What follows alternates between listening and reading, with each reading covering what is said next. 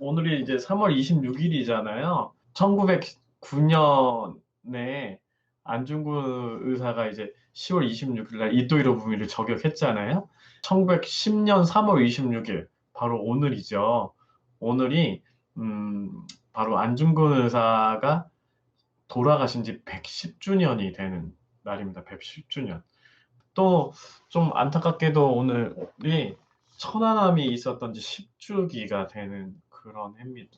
원래 안중근 의사에 대해서 얘기를 하려고 했었는데, 안중근 의사에 대해서는 그동안 엄청나게 많은 얘기를 했었고, 너무나도 여러분들 이제 잘 아실 거라고 생각하기에 다음에 또 기회가 된다면 안중근 의사에 대해서 또 얘기를 하고, 오늘은 좀 별자리에 대해서 얘기를 할까 해요. 우리가 별을 얼마나 좋아하는 민족인지는요, 여러분들 우리나라 화폐를 보면 아실 수가 있어요. 만 원짜리의 중간 부분에 보면 해와 달이 일단 그려져 있습니다. 빨간 것이 해고요, 하얀 것이 달이거든요. 이 해, 달과 다섯 봉우리 주변에요, 별 모양이 그려져 있습니다. 천문도라 그러죠. 천문도. 천문도는 다른 말로 이제 성도라고도 해요. 별의 길다 이래서 성도라고도 하는데, 이 앞면에는 별자리 모양이 그려져 있고요. 뒤쪽에는 또 이 별자리를 관측할 수 있는 천문대가 그려져 있습니다. 이 별은 이제 우리에게는 뭐였냐면요, 별은 생과 사를 얘기를 하거든요. 인간이 태어나고 죽는 거에 대해서 얘기를 많이 할 때 별이 뜨고 별이 진다 이렇게 얘기를 하거든요. 별똥별이 떨어지면, 유성우라 그러죠. 유성이 떨어지면 사람이 죽는다. 또는 이제 새롭게 일어날 사람을 새별이다. 뭐 이렇게 얘기를 하잖아요.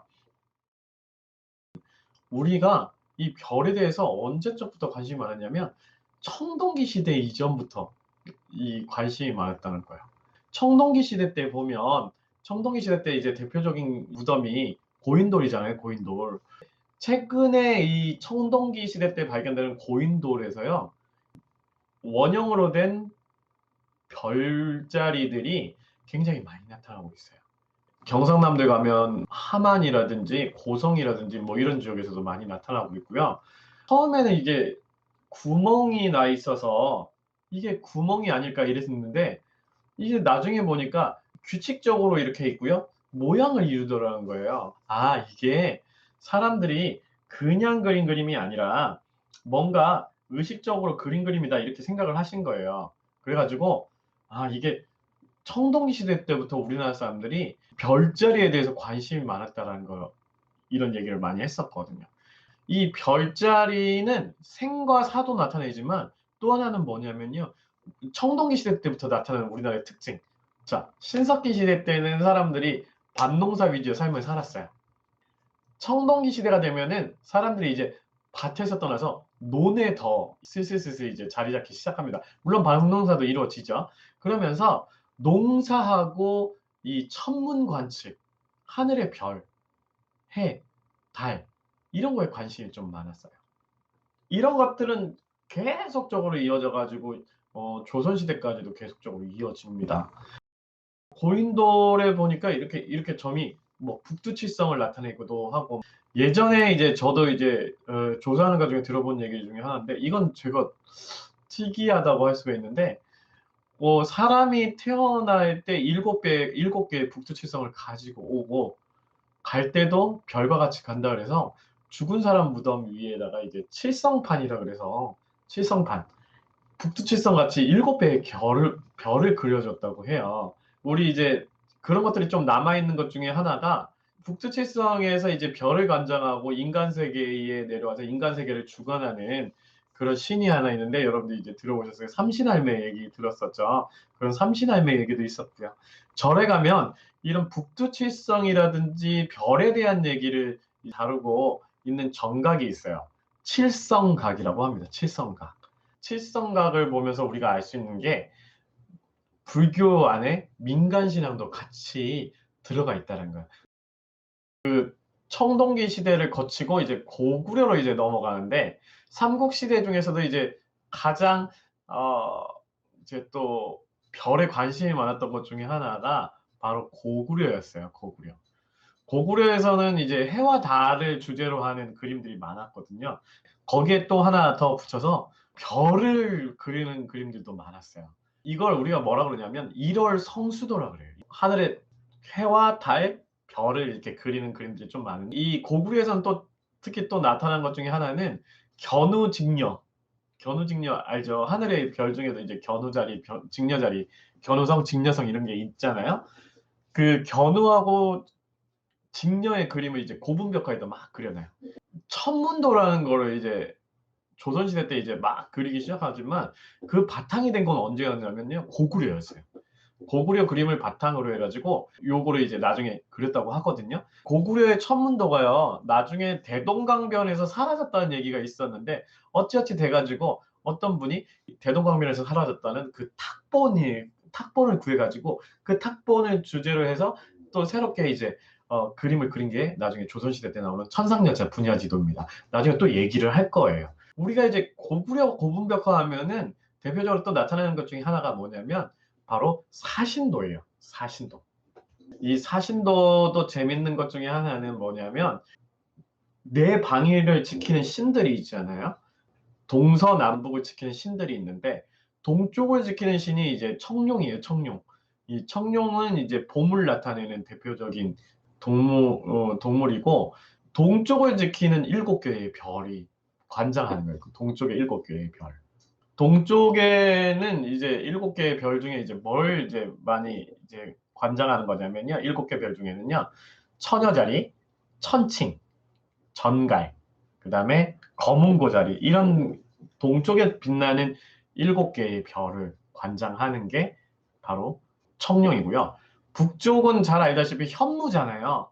현무는 검은고자리 그 검은고자리 이제 동쪽에 있는 끝에 있는 거 하고 염소, 물병자리, 페가수스 자리 이런 자리들을 이제 관장하는 게 이제 현무였어요.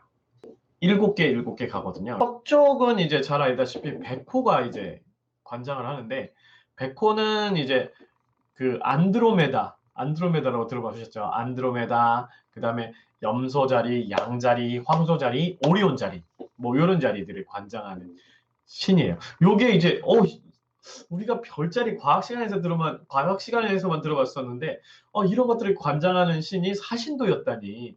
또 마지막으로 남쪽은 쌍둥이 자리, 개자리, 바다뱀 자리, 그다음에 컵자리, 까마귀 자리 뭐 이런 자리들을 관장하는 합이 이제 네 방향에 7개씩 해가지고 28수라 그래요. 28수.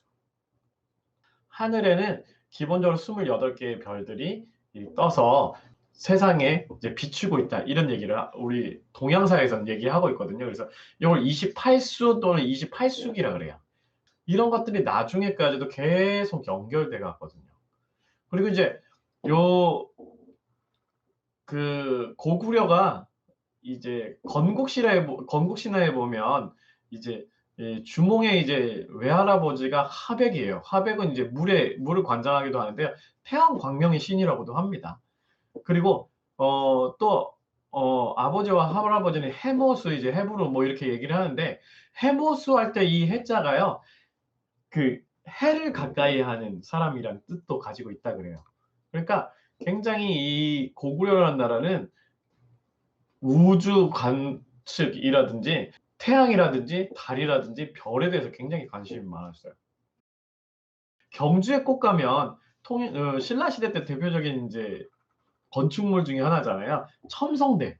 첨성대 하면 또 저도 어렸을 때 기억이 많이 나는데 첨성대는 저걸 어떻게 해가지고 올라갈까 막 이렇게 얘기를 했었고 나중에는 이게 과학적 원리에 의해서 뭐 중간 뭐 360개 뭐 12달 24절기 뭐 이런 것들이 다 들어가 있거든요. 그 안에 그런 것들을 나타낸다고 이제 하니까 대단하다 뭐 이런 생각도 들었어요. 고려 시대에도 여러 가지 이제 기록들이 있었어요. 475년 동안 뭐 거의 500년 동안 여러 가지 일식 현상도 있었고 뭐 대단한 것들이 많았는데 고려도 역시 이제 역사책에도 좀 등장하는데 나중에 보면 첨성대가 등장을 해요.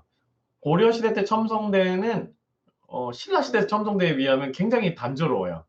내 귀퉁이에 이제 돌이 받치고 있고요. 위에는 네모난 판이 이렇게 있습니다.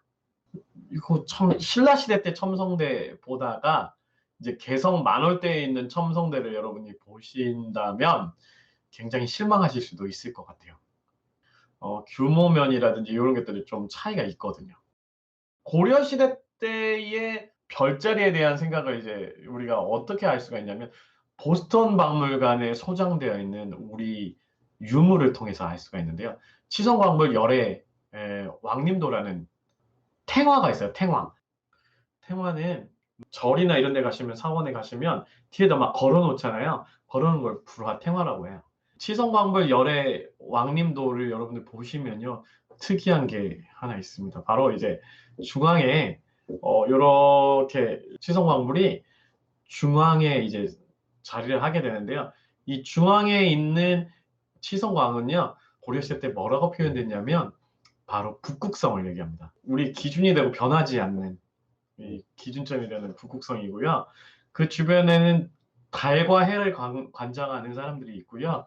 또 서양에도 있다고 그러는데 12개의 달이 가는 길처럼 뭐 하늘에 길이 있다 그래요. 그거 12궁도라고 제가 들었던 것 같은데 과학에 제가 조금 약하거든요. 12궁도와 아까 제가 말씀드렸던 28, 28개를 관장하는 이제 보살들이 이렇게 그려져 있어요.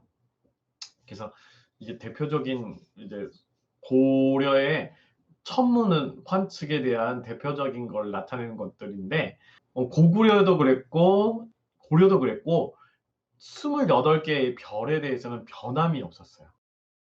그 다음에 이제 백미가 될 수 있는 게 바로 뭐냐면 조선시대로 넘어가는데 조선시대의 이제 대표적인 게 천상열차 분야지도예요.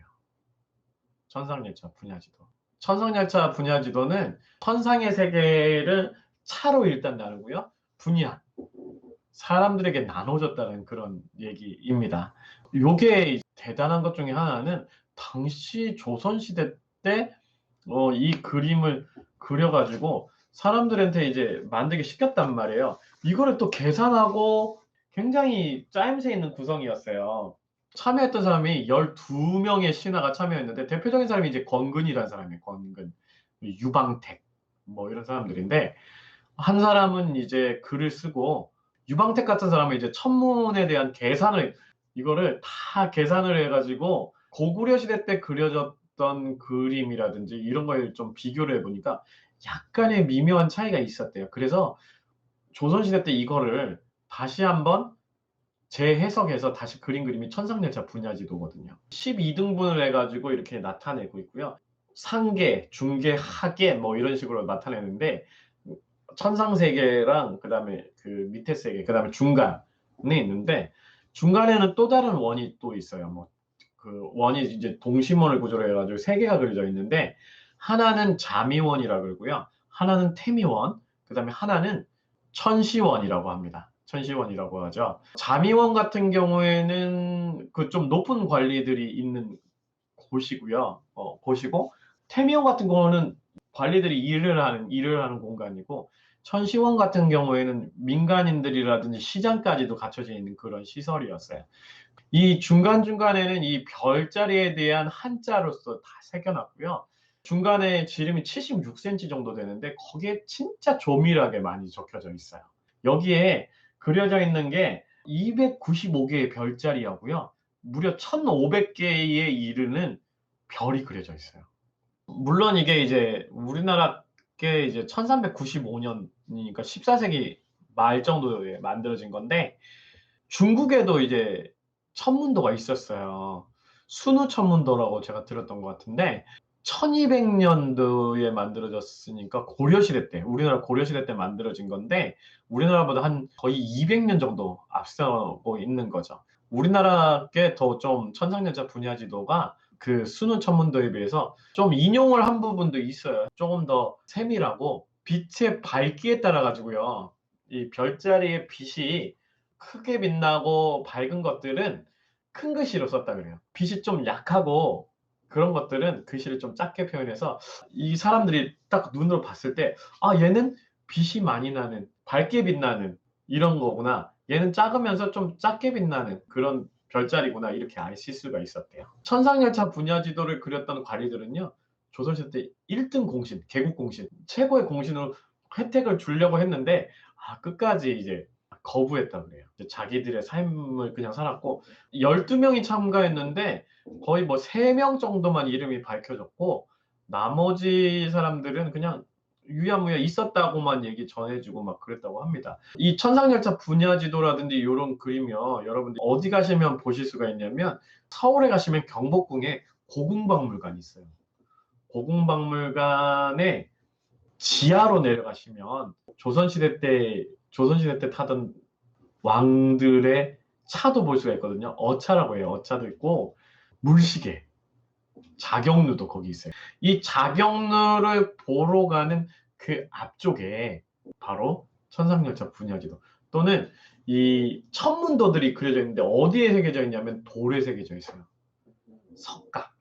석각으로 이렇게 그린 거죠. 이걸 이렇게도 그렸을까 했는데 정성이 정말 대단했어요. 이건 정말 신비롭기도 하고 이거 과연 저 시대에 아무것도 없었던 그 저 시대에 저렇게 그릴 수가 있을까 막 이렇게 생각이 들거든요. 어두운 그 실내도 굉장히 어둡거든요. 그 어둠 속에서 이제 그려진 별자리 모양이라든지 이런 것들을 보시면 우리 조상들이 정말 대단하구나 이런 생각이 드실 겁니다. 오늘 제가 이제 읽고 나온 게 안중근 의사의 썼던 독립이라는 글자인데요. 안중근 의사 혹시 원래 이름이 뭔지 아세요? 안중근 의사의 이름이요. 원래 이름은 응칠이었어요. 응칠. 안응칠이거든요. 몸에 점이 7개였다고 합니다. 응칠이라고 했는데 이제 별이죠.